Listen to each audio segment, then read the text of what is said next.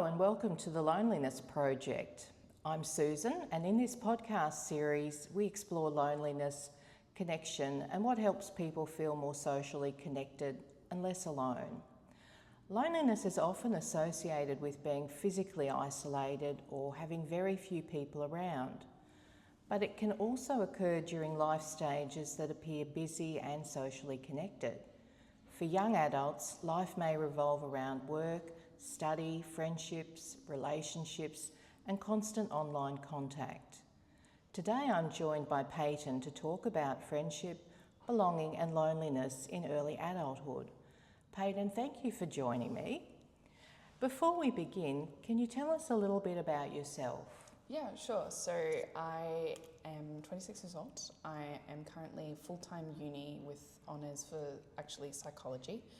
I am also working probably 30 hours in a corporate role for just admin, finance sort of stuff. And then on top of all of that, I also coach for one of the big high schools here for rowing as well. And that takes up a fair chunk of my time as well. I'm thinking that you spend a lot of your time surrounded by people. A lot of time. And a lot of connections. So for you, what are the things that currently give your life a sense of connection or community? I probably would say mostly my friends are Yes. my big thing for me. They kind of ground me too when I feel like everything's getting a bit chaotic, especially with uni and stuff like that. I think the greatest thing is that I have younger friends and then I have a group of older friends. So there's like that in a middle sort of spot where I can go to my younger friends about uni sort of stuff. But like for more personal stuff, I can go to my older friends to really go, okay, this is happening in my life. What do I do sort of thing? And they can kind of give me a little bit more guidance in that sort of area, which is really nice. Yeah.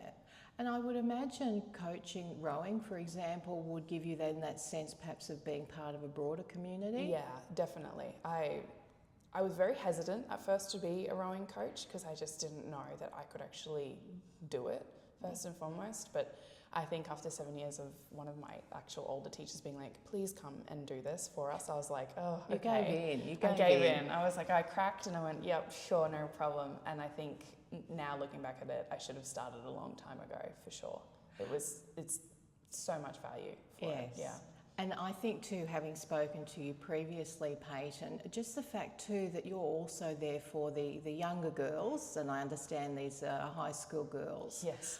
So you perhaps in some ways also provide them with someone that they can, connect with, and they can perhaps talk about their problems, issues. Yeah. Do you find that? Yeah, I do. A lot of them will come up to me, even if it's like personal, that not in a full group, they will tell me things that like, hey, this is happening at home, or I find it quite interesting. I have obviously a group of younger coaches that I work with, but if something was like quite serious, they won't go to their respective coaches, they will actually come to me. So I think maybe there's that level of, because I'm always there. Yes. It's like, okay, you're somebody that I can trust and are dependable because you are constantly there for them. So. And I think for young people that is so important that they have, one or two people, and perhaps people other than, parents and guardians that they can talk to and raise their concerns with. So I guess moving on then, when people think about loneliness, they often picture someone with no friends or no social life. From your perspective though, can someone have friends and a busy life yet still feel lonely or disconnected? Yeah, I think you have to kind of define what loneliness means to you is a big thing. I had thought about this for a while because I thought, I don't experience loneliness, and I sort of was like going through this and I went, actually, no, I have at some point. I realised I think it was a couple of years ago, I'd always lived with somebody, or I had somebody around me. And so when I came back from my America, like college career for rowing, I had like 80 girls around me constantly. And then I'd come home and that was gone. And and if I was left alone in the house, it was like, what do I do? Yes. Where is that connection? Like it felt like I was getting lost in where I was, because there was just nobody around as much as there used to be. Yeah. And then I think the biggest thing for me to kind of get out of that was like, I need to go back to my roots, which is going back to my club for rowing, because that's where, sport's a huge thing for me. Yes. That's where I find like that's my community, that's my connection as such. And to what extent, talking about community, do you find that university provides you with some sense of community? In America, I felt it, but I think that was probably because everybody was around the same age as me. Now, I don't find that as much. I don't really have any uni friends. Like, I don't really go to UQ or that place to actually be in a group with people. I find I've already got that somewhere else, so I don't really need to go there for it. And it was interesting, I was sitting in a class recently, and like obviously there was all my peers sitting there, and they're talking, and I just didn't find any of their conversations something that I could relate to, because I just live such a different life to what they are doing at the moment. And I'm typically 5 or 6 years older than all of them. So there's a little bit of a disconnect there in understanding what my life is like compared to theirs. So I find it hard to relate to them, to be truthful. Okay. And how do you think friendships change between school, university, and then into early adulthood, you know, as people are going to work, for example? And then what do you think makes friendship genuinely meaningful? I think when you're in a younger phase of your life, you're just trying to figure out who you are, I think is the biggest battle that you try and face. It's like, okay, I was this when I was this age. So for me, it was like, okay, rowing's my identity. That's who I am. So I need to associate with people that are rowers. And then I think I hit a point where I was like, I don't technically have to just be friends with rowers. And like getting other people, like one of my closest friends isn't a rower. And she's like, I could never get up at the time that you get up. But we get on so well because there's that connection of understanding each other, plus we work together. So it's sort of like, okay, we've got that corporate identity together as well. So I think sometimes it's figuring out who you are, but you don't have to be one identity is a big thing, I think. I personally struggled with. I always thought, okay, rowing's it. That's the only identity I have. Or, okay, I can paint. Okay, so I'm an artist. That's my own identity. And I went, I can actually be all of that. I don't have to just put myself in this one box for this one thing. That's such a good insight, because I think one of the areas that I have an interest in and I provide a lot of information about is people in that transition to retirement. And for them, you know, having worked, say, 40 years, then finding out what's their identity that isn't just, you know, I do this job. So that's a struggle, and perhaps what we're identifying too is that, you know, at each stage your identity is linked to certain things. You know, you're at school, so you're a school child, you're a university student, but to your point, you need to form, I guess, closer connections with individuals rather than just having your whole identity tied up in one thing. And I think that can be challenging. Oh yeah, I mean, one of my closest friends lives 21,000 kilometres away in a different country. And it's hard because she knows me so well. Like, she is one of my closest friends, but we can't speak to each other every day. We can't see each other every day. And that's really hard in that sense. But it's so special when you do get to see each other. Because it's like, and then we always have a joke, it's like, maybe that's the reason why we can't always be together, because we just speak too chaotic for society. And I was like, yeah, that sounds about right for us. But I recently saw her for her wedding, and it was like every time she woke up, she's like, where are you? We need to go and do this and this together. And it was nice, because it was like, okay, we haven't seen each other in like 3 years, but there's like, you get straight back into it. Like, there was like no time had passed at all when we were talking. It was beautiful. Oh, that's lovely. Do you think at the same time, have you sort of seen either in your own situation or, you know, noticed with other people that friendships quietly fade? Yeah, and I think they should, because you grow as a person, and I think you need to understand that, okay, that friend served a purpose for that role, and it is, you do have to grow, and if they're not going to grow with you, that's not going to help you as a person grow either. And I had friends like that too, like where you just go, okay, we're going down different paths, and this isn't going to work, especially if you're the only person pouring into that friendship as well. It's very hard to be like, okay, I need to keep this friendship. Sometimes you have to go, okay, this doesn't actually benefit either of us at the moment, and we probably need to move on. And I think a lot of people struggle with that because obviously humans are such connected individuals. We want that connection. It's hard to go, okay, actually this is a bad connection. I need to step away from it. Yeah. I think that's a huge thing to learn through your 20s. Huge thing to learn is realizing not every friendship is actually doing you justice in life, and you need to be able to grow. Yes, absolutely agree with that.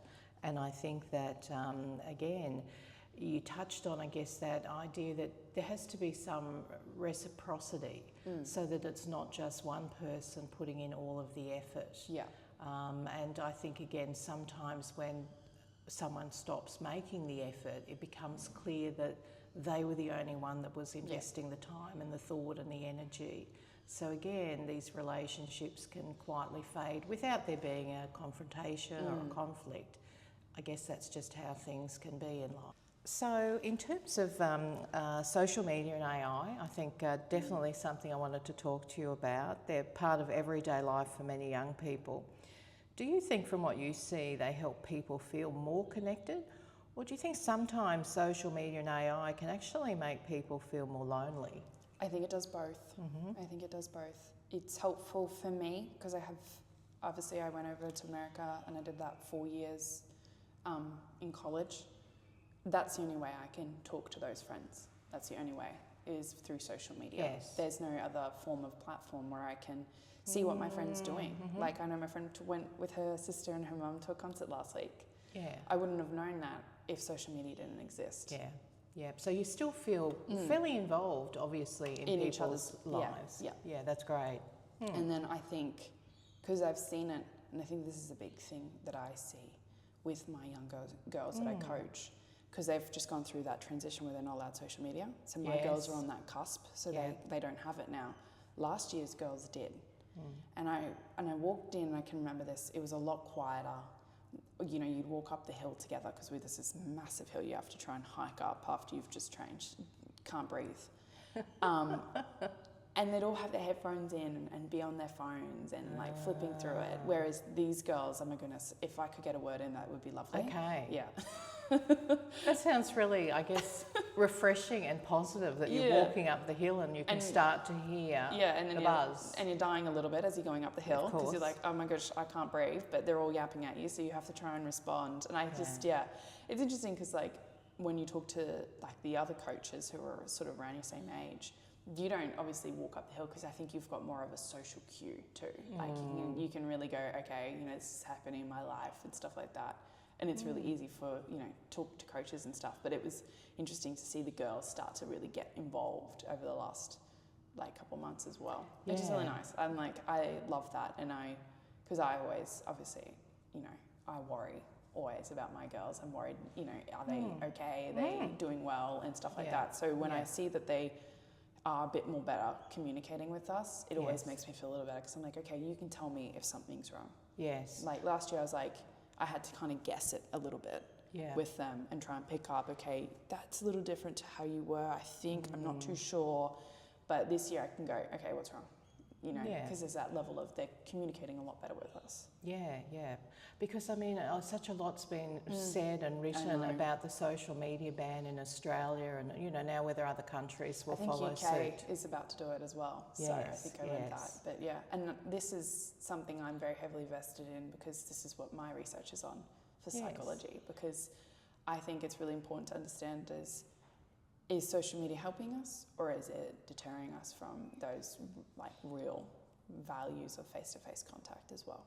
And do you want to talk just briefly a little bit about your postgraduate research? It's interesting. Yeah, so I'm working on, my main thing is virtual versus physical friendships, and to understand, because it's obviously we're in that data driving phase at the moment, to understand is there a difference in that?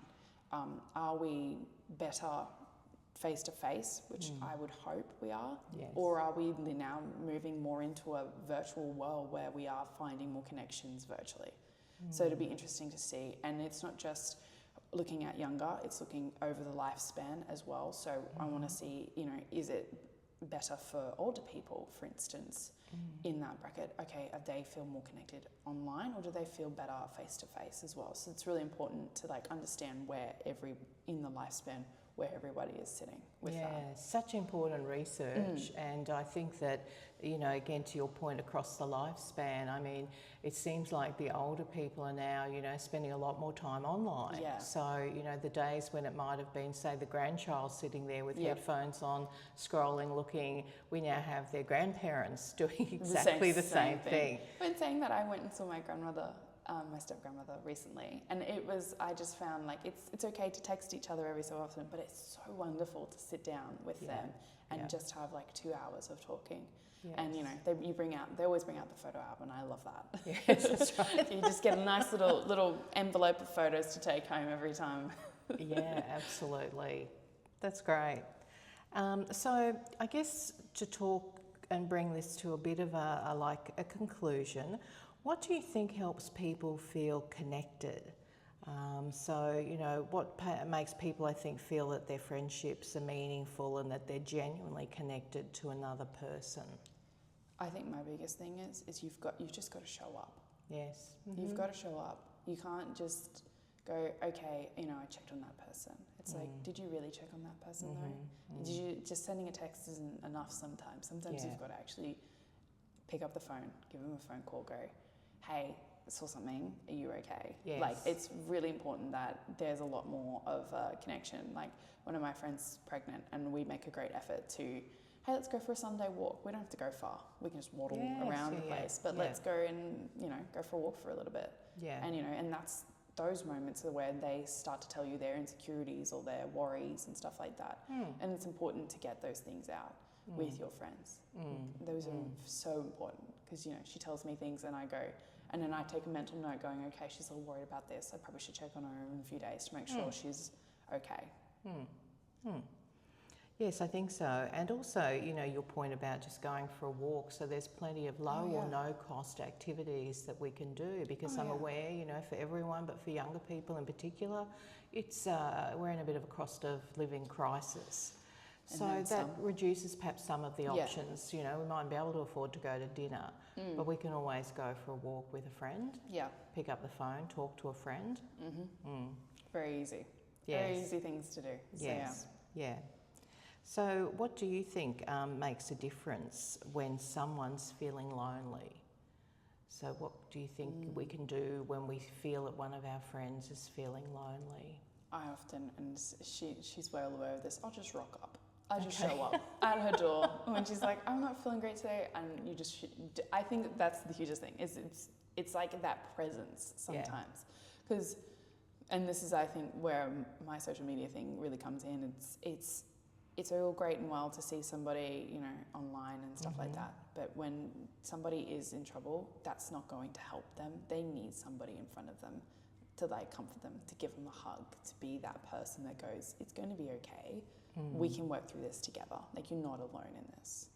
Do you think amongst younger people that they are still feeling that it's hard to admit to being lonely? Do you think there is still that stigma perhaps? I think so. And I think for them, they don't realise what it is to be lonely, in the sense of, okay, I'm alone, and they're like, oh, that's okay. It's like, no, it's not okay. You don't have to be alone. Yes. Like, I think also, you know, it's interesting. Sometimes I get my girls one-on-one and they will tell me something and my heart breaks a little bit because it's like they don't realise, okay, actually that's not socially okay either. Like, that is a form of loneliness, being like rejected by your friends slightly for something that you haven't even done.